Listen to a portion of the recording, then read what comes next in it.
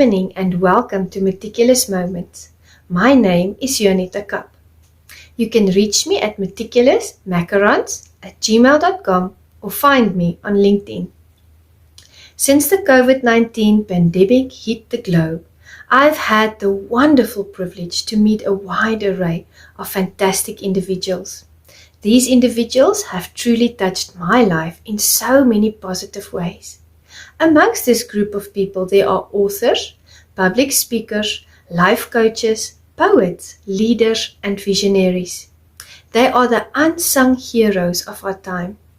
Therefore, I decided to start the Meticulous Moments movement out of a sense of my gratitude. It is my way of giving back to the community. Let us share and reshare their stories in an effort to build a better society.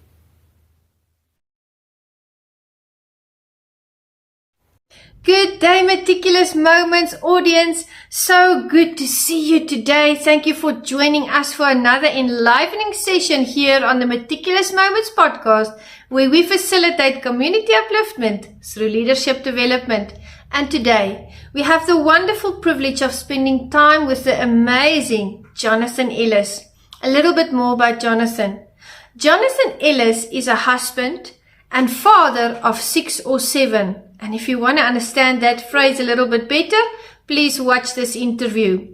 With an entrepreneurial drive that began nearly 2 decades ago, he is currently an owner and investor in 7 businesses, and in his life mission, he decided to help 10,000 individuals and business owners to level up.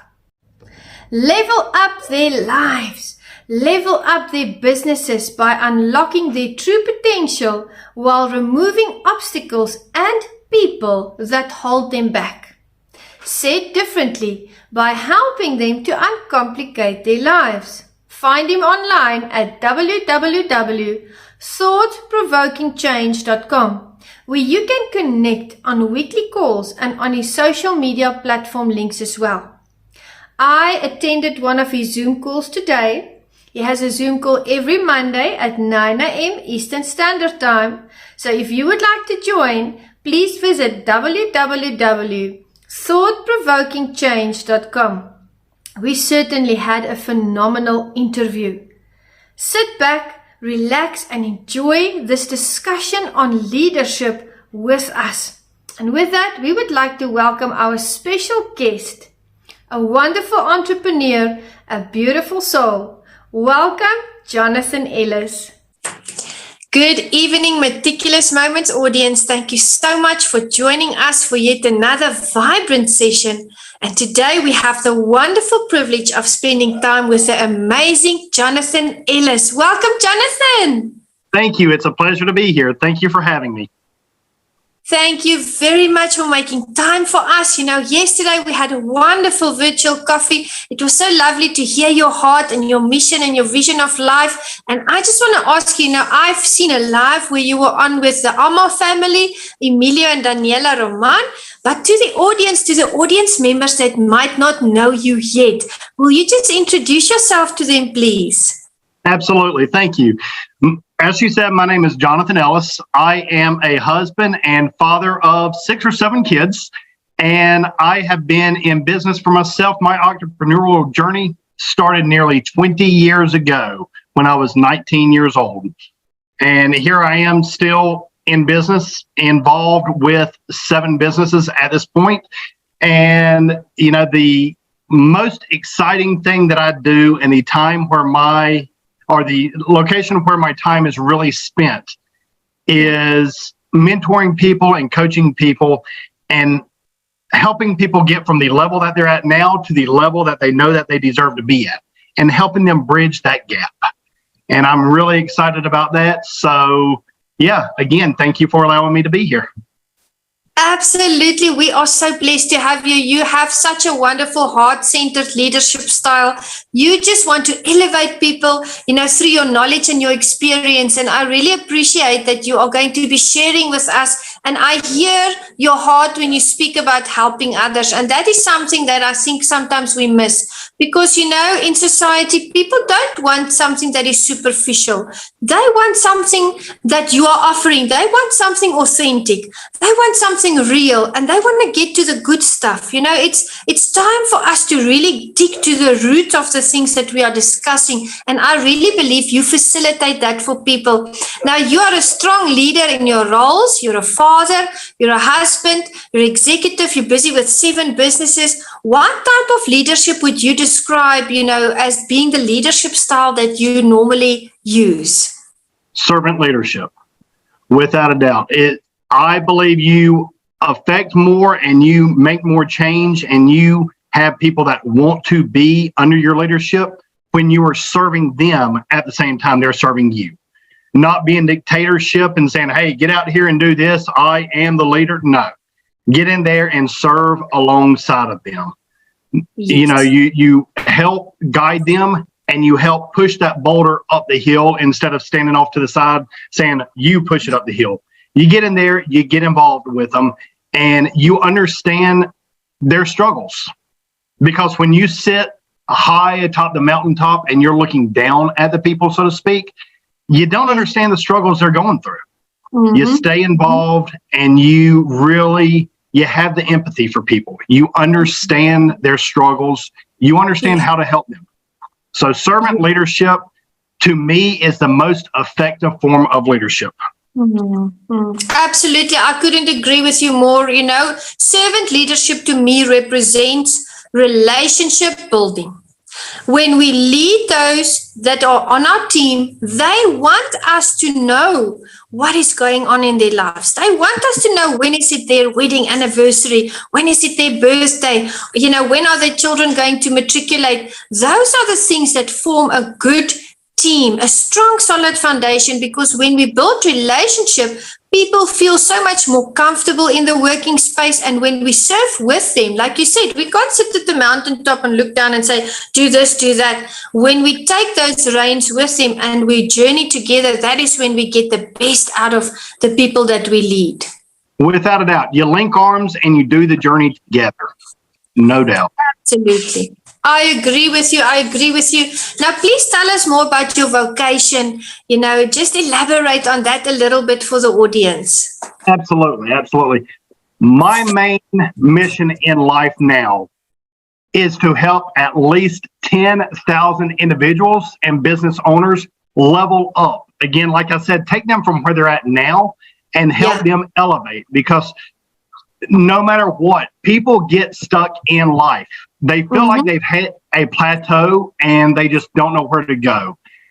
And being in business over the past 20 years, there's been many times where I've hit plateaus. There's been several times where my business has completely collapsed up under me.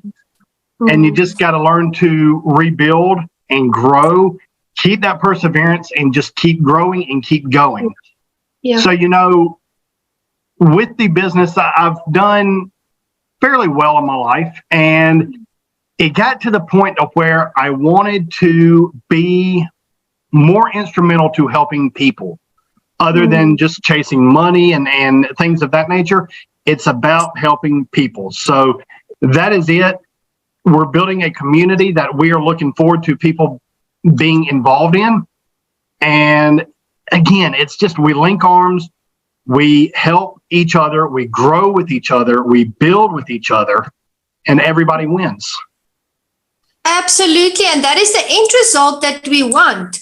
We want that end result, and as we rise, we should lift. And it's very difficult, being on a plateau can also be likened to being stuck in a rut, in a sense, because sometimes people have been doing the same thing over and over again, and they've just lost motivation. And if you are that servant leader, that comes around and says, well, let's get going, guys, we can do this or we can do that, just giving them, like you said, that nudge, that bit of direction can make the worlds of difference. And it's so important that we really look at the problem. I always say leaders are problem solvers. That's right. But when we face problems, it's not necessarily a negative thing. It brings out new things in us and we learn. Without a doubt. Without a doubt. As an entrepreneur, as a business owner, as a husband, as a father, you're a problem solver.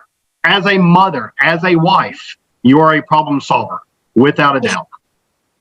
I agree with you completely. Thank you so much for that lovely answer. Now, I saw you for the first time on the AMA call yesterday with Emilia and Daniela, and I love the fact that you mentioned in the description. I think it's where did you mention that in the description of the live, or where did you write you have 6 or 7 children? And I found that to be intriguing. Will you just elaborate on that? Explain that to the audience. 6 or 7 children. Absolutely, I'd be happy to. Yes, Daniela reached out to me and asked me for a short bio, and I put that in there. She responded with, "Did you intend to say this?" I'm like, "Yes, I did." So where the 6 or 7 children comes from is what's going on in life right now. We are what's known as a blended family. I came into the relationship with 4 children, 1 boy and 3 girls. And my wife came into our relationship with 2 boys. So we have 3 boys, 3 girls. Where the 7th child comes in at is my oldest daughter has a dear friend. It's her best friend in the world that spends as much time with us as possible. And she's come from an unfortunate situation. Mother passed away just over a year ago. And the father he has some addictions. And she is currently living with the sister because the father cannot even, there's a restraining order. He can't be around them.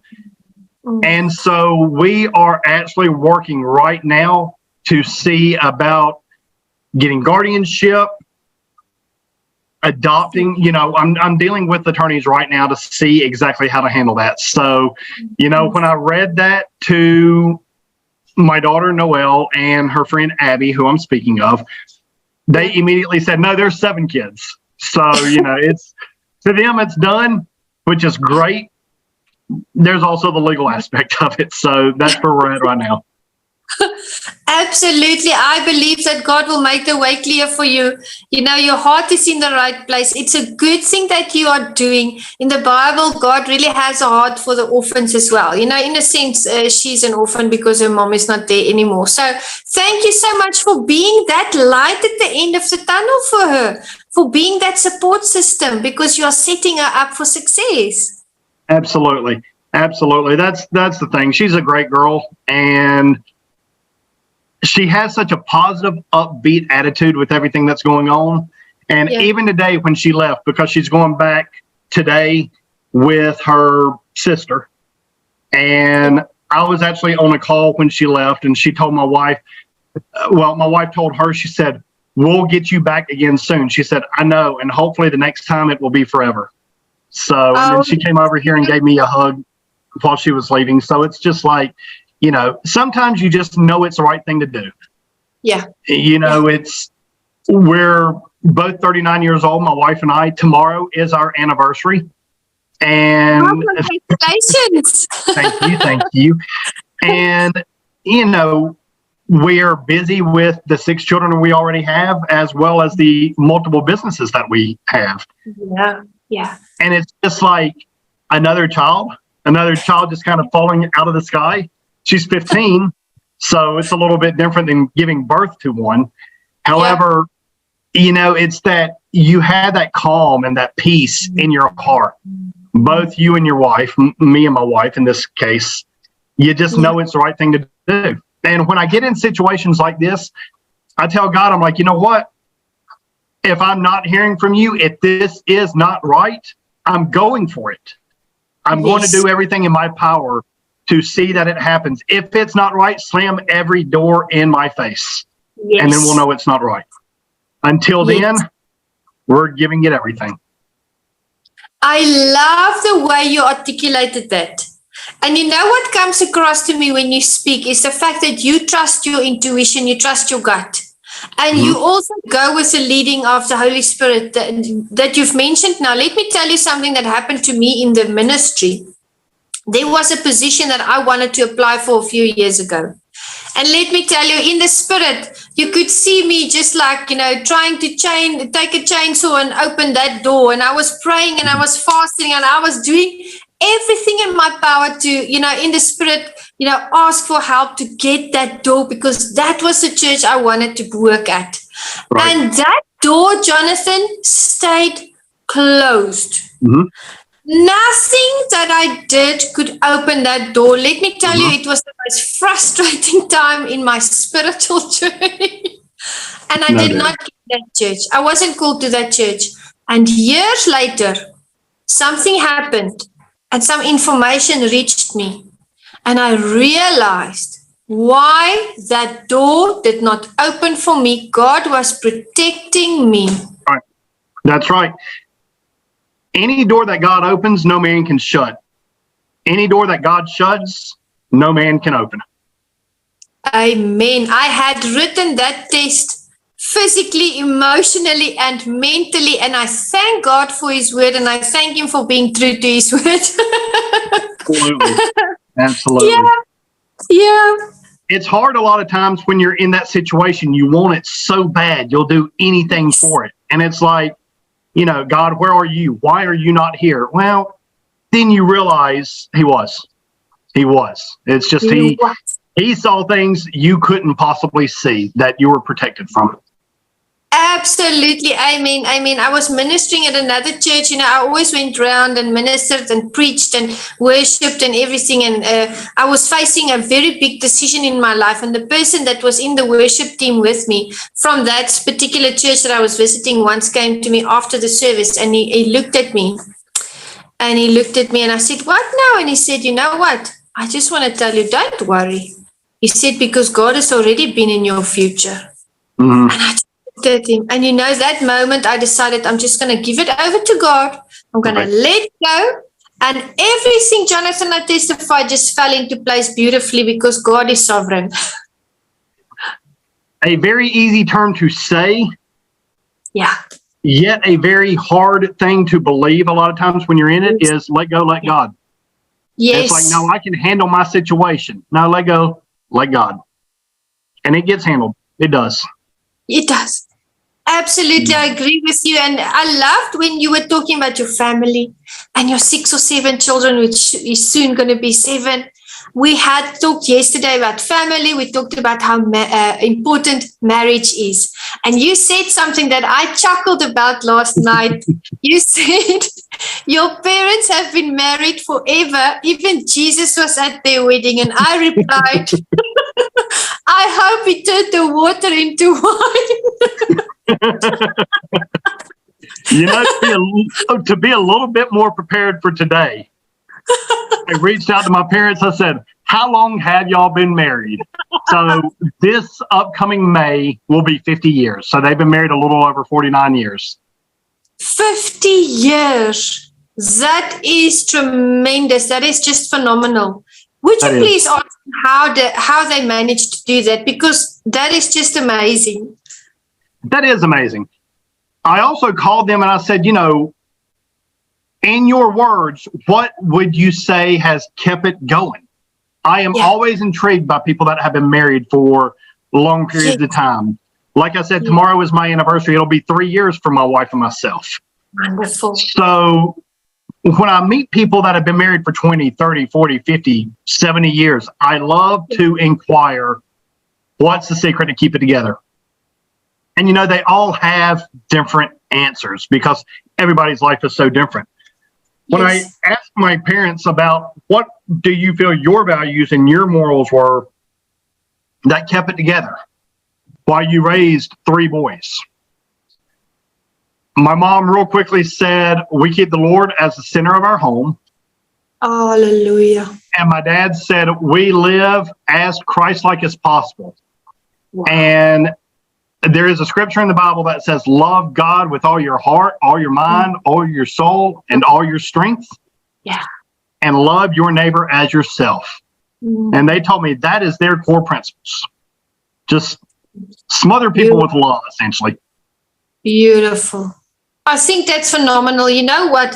It's just another testimony to say that if we walk in God's way, we are blessed. I'm thinking of Matthew 5 that says, blessed are the peacemakers. They don't promote fighting in their marriage. They seek the face of God, and therefore they are blessed. And when it's their wedding anniversary, please just from my side also say next year in May, just say congratulations, because 50 years, I mean, that's amazing. That's amazing. No doubt. Yeah. No doubt.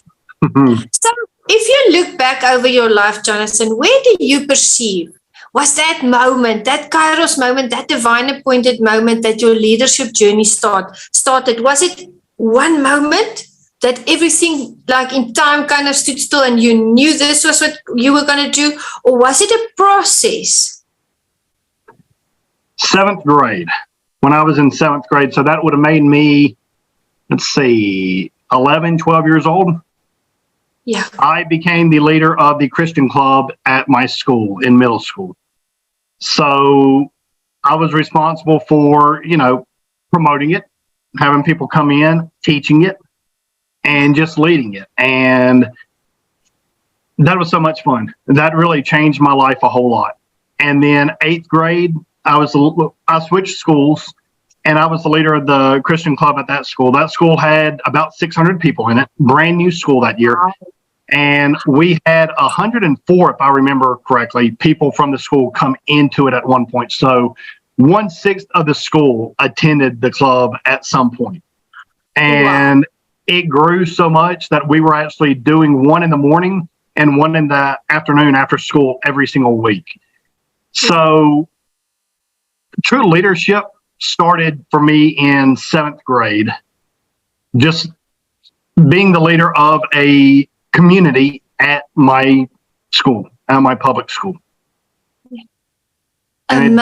Amazing. Still goes on today, without a doubt. It never stops. Absolutely. Yes. You know what? I was thinking 7th grade, 7 businesses, 7 children. 7 is God's perfect number.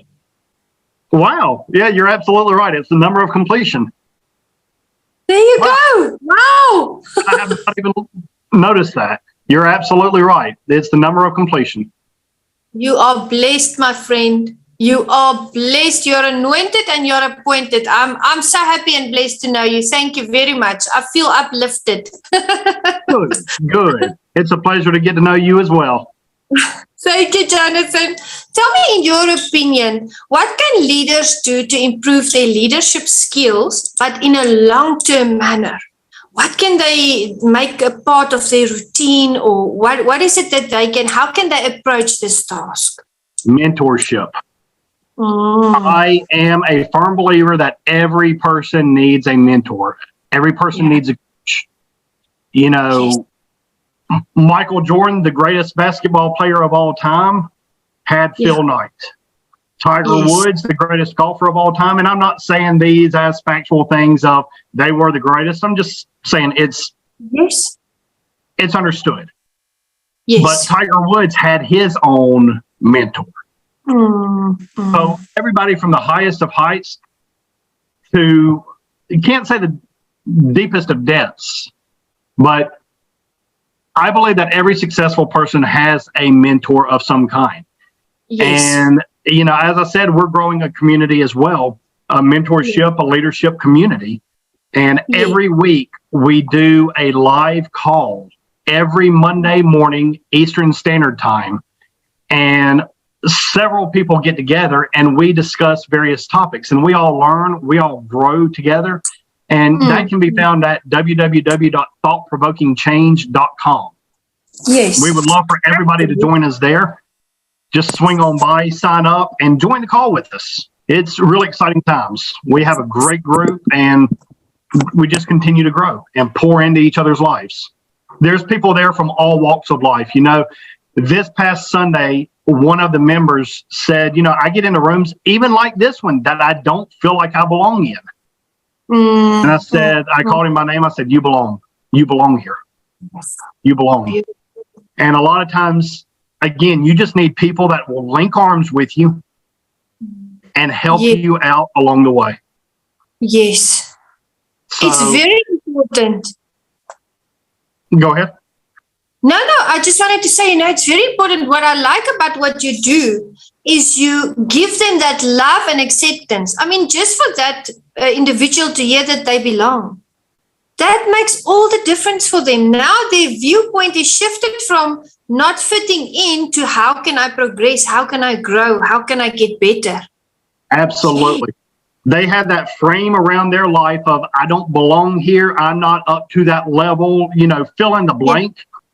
Yeah. And when you can come in and reframe it, it changes lives. And again, that is our main goal, is to change lives. Well, you are certainly doing a good job of that. And you are assisting people out there. So that's why I'm saying you are like this light shining in the end of the dark tunnel for people. And that is what it means to be the salt of the earth and the light of the world. That you are living that. That's right. Thank you so much. Thank you. It's really exciting. It's a calling. It really is. It's a calling. Some people are called to be a pastor. Some people are called for various things. And, I was speaking with someone because I have a forthcoming book coming out in January called Uncomplicated. Yeah. And I was speaking with someone, actually it was my father. And he said, you need to give essentially attention to God and things like that. And there are various points in the book that do thank God for where we're at, things of that nature. However, everybody's not called to be a pastor. I truly believe that there are people that their ministry is called to not be in the church. Yes. I don't believe that if Jesus was here today in fleshly form, that he would be a pastor in a church, because he's not here for the well. He's here for the sick.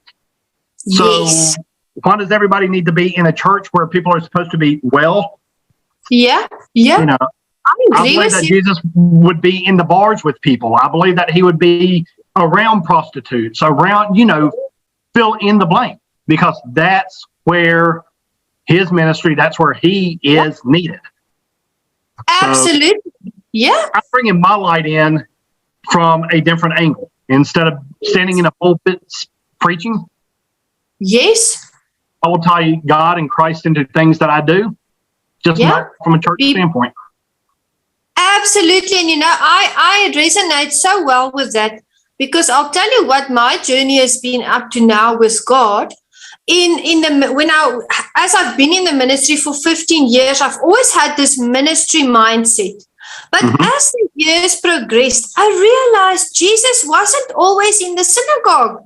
He was, as you said, sitting with the prostitutes. He even had a tax collector as his disciple. He was always between all kinds of people. I mean, people from all walks of life. And like you, he was always giving people love and acceptance. And he was always telling them they belong. And God created all people. John 3 verse 16 says, for God so loved the world. Everyone, if it's in the synagogue, if it's in the marketplace, if it's at home, if it's at school, God loves everyone. So my journey thus far, my journey with the church is coming to an end.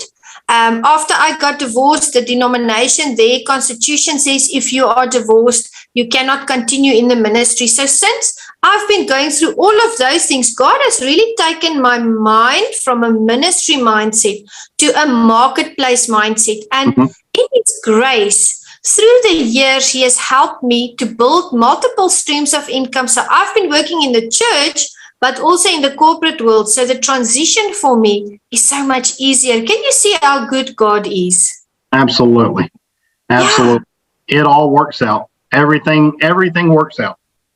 Absolutely. So Jesus was in the marketplace, and that's where leaders need to make a difference. I agree. Leaders make a difference wherever they go. But as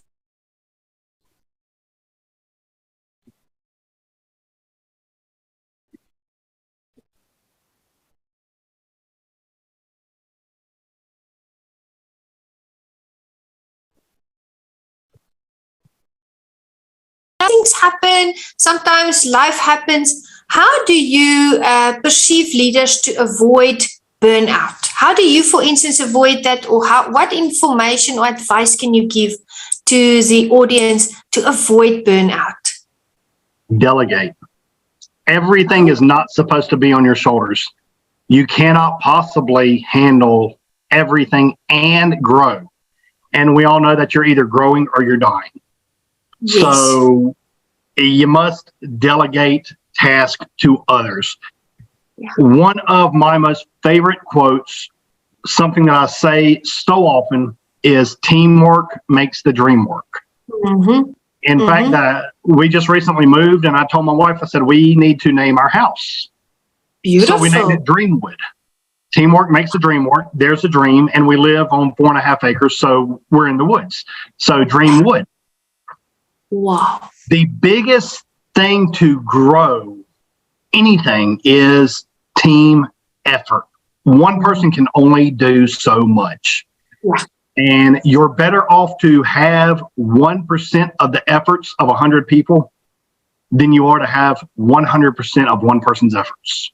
So it would be, without a doubt, delegate. Let people come in, let people help you, and you'll grow even faster then. And it will take so much stress off of you. You know, with avoiding burnout, some of my personal simple things are, I have a hot tub in my backyard. And there are times, even in the middle of the day, I'll just walk away from work and go spend 15, 20 minutes in the hot tub, come back up and get back to it. Because when there are so many things running, it gets overwhelming. It gets overwhelming. Every entrepreneur, every leader knows it gets overwhelming, and that's okay. You got to take time for yourself, because if you're not clear in your mind, then, you know, just operate with a clear mind. In fact, that's chapter 3 of my book, is clear mind. Clear mind. You just have to be clear so that you can continue on the path. I love Another thing that I love to do is I am all about experiences. You know, in my divorce, if I learned anything, it's to make experiences and make them count. Beautiful. One of the biggest joys of my life is when I'm with my children and, you know, fill in the blank. We're watching a movie where we see a billboard, whatever. And they look and they say, Daddy, we've been there. We've been there. It does something to me to give them those experiences. But the thing is, I'm also avoiding burnout by taking these trips because, you know, I remember April of last year, we took my middle son on his 10th birthday trip. And the way that works is all of my children get to choose where they want to go anywhere in the world for their 10th birthday. It's just that one child and the parents. Yes. He chose Las Vegas and Los Angeles. So we rented a car in Las Vegas and we drove. It was a Lamborghini Urus. So we enjoyed our time driving from Las Vegas to Los Angeles. Yeah. And then we checked into a swanky hotel, to say the least. Yeah. And I told my wife, I said, this messes up my head. And she said, why? I said, it's a good thing. She said, okay, how? Yeah. I said, because to understand and to live the life and see what it's like, it motivates me more when I get back to work. Wow. Not that it's the focus of material things. That is an advantage. However, when I can speak to people from the experience part, and there's somebody that says, I would love to experience that.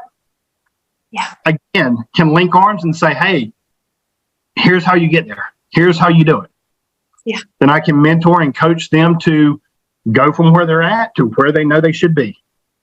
Fantastic, fantastic. Yes, because then you speak out of what you know. You've been there, you felt it, you lived it. And you mentioned something very important. You mentioned that we should delegate. You mentioned that we should, take breaks. We should take care of ourselves. And I think I mentioned to you yesterday, the reason why I always got to places where I almost burned out was the fact that I felt guilty when I did something for myself. Mhm. And I have no idea where I got the preconception that you have to be on duty every 24/7. You have to be at everything. You have to be in charge of everything. You have to control. And the moment I realized that I don't control the waves, I ride them, I can just let go and I can give tasks over to other people and I'm allowed to take breaks. That's when everything changed for me. How is it that we have these beliefs that we don't even realize we hold? To keep going, that is something in an entrepreneur's mind, without a doubt. My wife just started a business a couple months ago. She was a school teacher at the public school system for 17 years. Wow. And she came out and now she is putting together content for teachers. Beautiful. And she's doing an amazing job. She's been doing it for 3 months now. And when we were at lunch just a few minutes ago, I said, how many days consecutive have you had a sale? She said it's 15 or 16 days. Within a few months, she's already making sales every single day.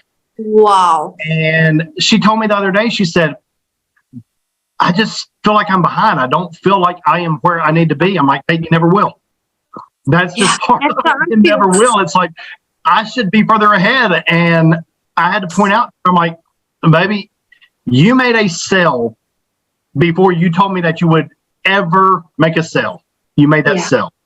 Yeah. You have blown out every single goal you have set for yourself. Beautiful. And I'm like, that's the disadvantage to being an entrepreneur, to being a leader, is I should always be there. Yeah. But again, you must clear your mind and live in the present moment. You're far more effective by living in the present moment. Absolutely. I've had a crash course in that since 2020. Let me tell you, there were so many things that I had to let go of to get to that place where I realized it's okay. I do what I can do in that day. Tomorrow is a new day. But still, like you said, there's that little voice that says, oh, I should be doing that. I should have done that. I guess that's a journey that we all take, on our leadership journey and on our entrepreneurial plane. No doubt about it. No doubt. You just got to realize it is okay to take a break. You have to take time for yourself. If you're not taken care of, you can't take care of others. So just carve out time for yourself. And that will look different for everybody. Some people, 10 minutes in a hot tub or 10 minutes to go take a jog or lift weights or get on a treadmill. Yes. Others will have to say, no, I got to have a weekend away or a week or two away. And that's okay. That's okay. Yeah, of course. Yes, of course. We are all different. We are all unique. And we are entrepreneurs. We are leaders. That makes us persistent. What is your definition of persistence? Wow. You got to have the bite of a bulldog. Once you get your claws or once you get your teeth sinked into something, don't stop. Yeah. Make daily gains to it. Again, this is not you work 24 hours a day. This is you're 1% better today than you were yesterday. Beautiful. At the end of the year, you're 365% better than you were a year ago. Wow. The preconceived notion is you have to make these huge jumps, these huge leaps, these huge gains. And although they do happen at times, consistency is key. You must start your journey and just make daily deposits into making that journey grow. And it gets better. It gets better. Yeah. What you're saying is so true. To get to that big goal, you have to reach your small goals. You have to reach your small goals. And it's not to say that if you start now, you'll jump and you'll attain. Sometimes you get to a place where you have to realize you have to recalibrate your plan. You have to recalibrate your vision a little bit. Maybe you put goals aside that are a little bit too far to reach. and then you start over, and that is persistence. Now, I wanted to ask you, do you have a story of personal persistence that you went through for the audience that you would like to share with them? A huge one would be that business that I have owned for nearly 20 years. Wow. I have had it collapse on me 3 different times. Yeah. The first time was 12 years ago. I had a car accident on my way home from work one night. I fell asleep behind the wheel, and I was out.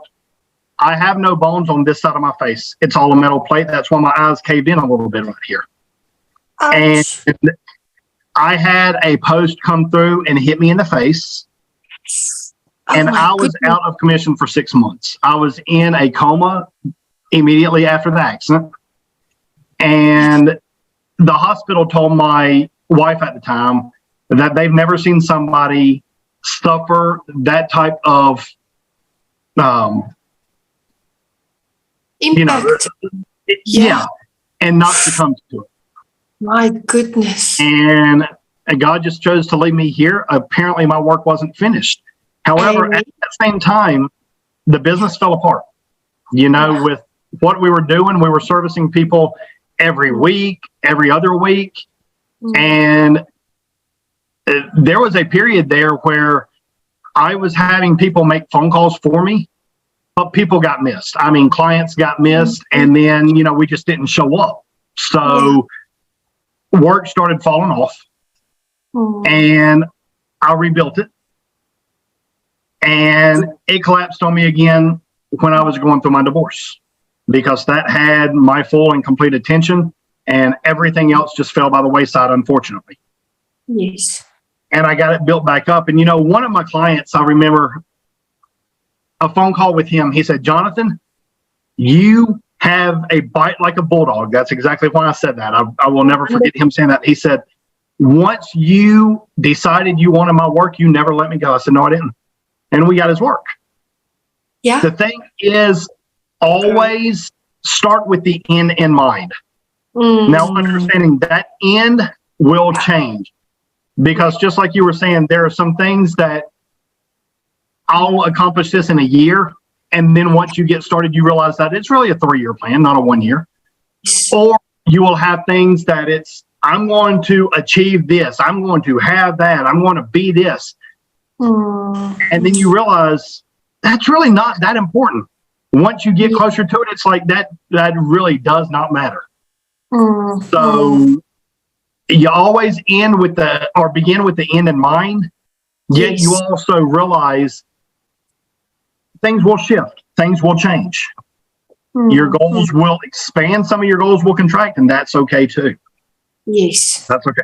Just Absolutely. keep every single day. Yeah. Absolutely. I agree with you. And I want to commend you on not giving up. Because when you were out of commission for 6 months, half a year, you could have just gone home and said, well, everything fell apart. That's it. It is what it is. That's not what you did. No. You went back and you started over. I started over, and every single time it grew bigger. It got better. Every single time. So there is a blessing in the persistence, and it's giving a message out to the world to not give up. We can never give up. It's never too late to make it better. That's right. That's right. Never give up. That is the biggest thing of success. You must start. You must start what you're doing. Don't wait until the colors get perfect in your logo. Don't wait until everything's lined up. Start now. You cannot learn to drive a parked car. You must start. Yeah, absolutely. Don't stop. Yeah. Don't stop. It's okay to shift things, because things will shift. Yes. Things will shift. But start and don't stop. Keep going. Absolutely, absolutely. As leaders, As entrepreneurs, even as parents, even as spouses, we face difficulties because it's life. We live in a broken world. Society is broken. We work with broken people. Sometimes there are things within ourselves that are broken that God is busy fixing. And sometimes we are leaders and we find ourselves on difficult teams. And that can be a various range of things. It can be a personality clash or personality clashes. It can be that maybe the leader is taking on a new task and they're not sure of what to do, and now they're frustrated and they're bringing that, energy into the team, and everybody is a bit worried and everybody, starts to just not get along anymore. How would you encourage people or leaders to deal with difficult teams? How would you approach that? First off, look at what you can learn. There is a lesson in everything you go through, good or bad. Mm-hmm. Some relationships are not meant to be, whether that's marriage, whether that's, employee, employer, whether that's two mutual employees. Sometimes moving someone to a different department is the key to everything. Yes. Sometimes people just need to be let go. Yeah. And the biggest thing is to learn, because you're always going to deal with difficult people. The world's full of them. Yeah. And have empathy. That is a huge thing, because there is a reason that they are the way they are. You have no idea. I mean, a lot of times you think people came from the same background, the same style of living that I did. They didn't.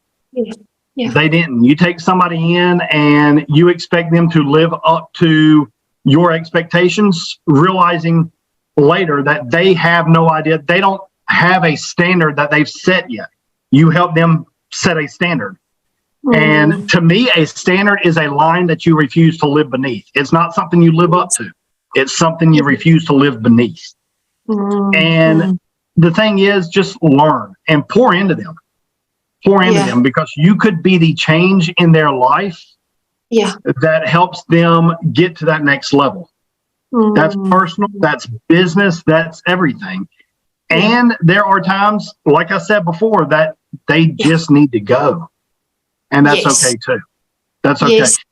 Although people like yourself, people like the wonderful audience here, people like myself, we want to help everybody, and everybody's not there for us to help. Yes, I love that. Everybody's not there for us to help. Yeah. And as you were speaking, I was thinking to myself, leaders, why do we go through personal and professional development continuously? For this very reason, to develop the emotional intelligence and the skill to be able to discern who we should let go and who we can pour into. That's absolutely right. You're always developing. You should be always developing. Again, like I was saying before, get yourself a coach and get yourself a mentor, and always grow, because whether you're talking about yourself, your business, your relationship, or a tree outside, everything is either growing or it's dying at all times. People get trapped in what is known as a comfort zone. That's the most dangerous place to be ever. You're suffocating inside of your comfort zone and you don't even realize it. It's time to step out and get a fresh breath of air. Get out of that comfort zone and grow. Absolutely. I couldn't agree with you more. That is amazing. Thank you so much for bringing that to our attention. And I know you mentioned your book, and I know you have a podcast of some sort.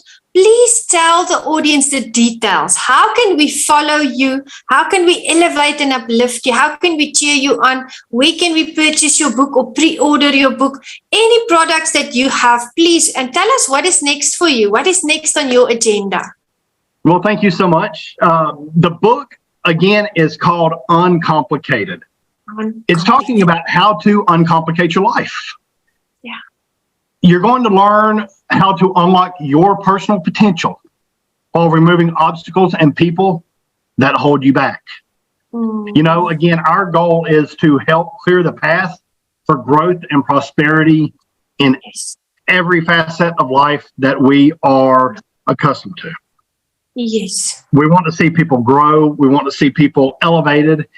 And the book comes out January 2023, so just a few short months away. Yes. You can stay connected with us. I encourage you to go to www.thoughtprovokingchange.com. Yeah. Get signed up and join us every Monday morning at 9 a.m. Eastern Standard Time in our group. You'll see links on the website to get there. And also, I look forward to connecting with you through social media. My handle on most platforms is at Jonathan Ellis Official. Yeah. And you can find my business page on Facebook at facebook.com/the Jonathan Ellis. That's JONATHAN Ellis. And, you know, connect with us there. I put out daily content to help encourage, motivate, lift you up, and get involved in our calls. That is where we make the real, true connection. That is where we get to learn who you are, and you get to learn who we are, and we all get to grow together. We look forward to welcoming you into the community very, very, very soon. Absolutely. Thank you so much for that. What you mentioned, the word community, I was thinking that we have to be a part of wonderful communities such as yours. That is really where iron really sharpens iron, where we really grow, where we develop, where we get to the good stuff. You know, sometimes we have to address a certain situation and we work through it. And I just feel that your community is one of love and acceptance, giving people direction, really just uplifting them, serving them. So I'm going to make the social media handles that you mentioned available after the session and also on the post when I post this. And I'm going to ask the audience, please network with Jonathan, you know, cheer him on, follow him on social media and join that call on a Monday. It is for your edification and it is for your good. And I just want to say before we get to our last question, I can't believe the time just flew by. Yeah, it did. Yeah. It's been fun. Again, I appreciate you having me. Thank you so much, Jonathan. Thank you for making time for us. We had so much fun together. We had a blast. We learned so much in such a short time. And I'm going to start joining your calls on a Monday. And I'm looking forward to, you know, just growing with you, as you mentioned. And as we go out of this session, do you have any final words of wisdom for the audience that you want to leave them with? If you don't start now, tomorrow, you are just going to repair today. Get started. Follow your dreams. Yeah. Everybody gets stuck at times. Find a way out. You know, the best way that I can say right now is get on the Monday morning call with us. We are there to help edify you, just like she said. 2 weeks ago, that's really all we did. The entire hour that we were on that call was just lifting each other up, because that's a lot of times all that people need. They just need to know, hey, somebody hears me. Somebody acknowledges me. Somebody appreciates me. Yeah. Somebody loves me. Yes. And that's the thing. I end all my calls, all my social media stuff with, remember, you are loved. Together, teamwork makes the dream work. And it's very, very true. So just stay focused. Start now. Everything starts. It can be edited. Start now. You deserve it. There you go, audience. There you go. Words of wisdom from a heart-centered, authentic leader. It has been such a pleasure to have you on, Jonathan. Thank you so much. We appreciate you. Thank you so much for having me. It's been a lot of fun, and you're wonderful. It's a pleasure to know you. Thank you, Jonathan. I appreciate you. I appreciate that from the bottom of my heart. And to the Meticulous Moments audience, thank you so much for joining us for yet another session at Meticulous Moments, where we facilitate community upliftment through leadership development. We are going to make all the social media handles available of Jonathan. Please follow him and reach out to him as soon as possible. And with that, we say goodbye and we'll see you in the next session. Bye-bye. Thank you.